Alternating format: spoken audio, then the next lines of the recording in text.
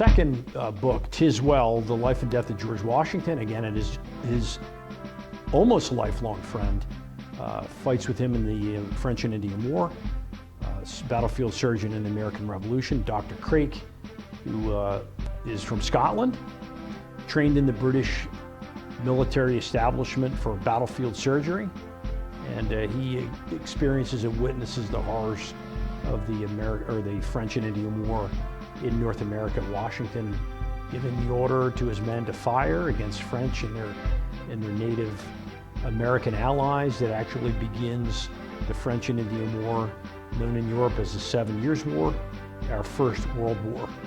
We fight all over the world. It begins in the state of Pennsylvania with Washington giving that order to fire.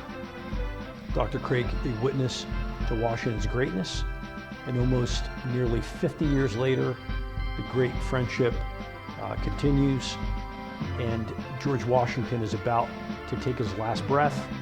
In the room, his secretary, Tobias Lair, sitting on the edge of the bed holding his hand, Martha Washington standing directly behind him, and Dr. Craik, his friend from those earlier years, standing and witnessing Washington taking his last breath and being in the room with him after all the two hardships that the men experienced together. It's a wonderful story.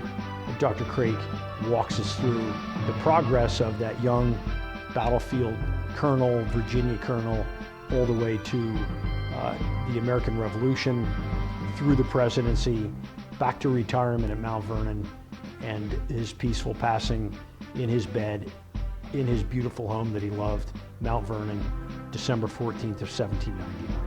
For more information on the I Knew George Washington series, or to purchase a book, please visit us online at colonelwashingtonandme.com.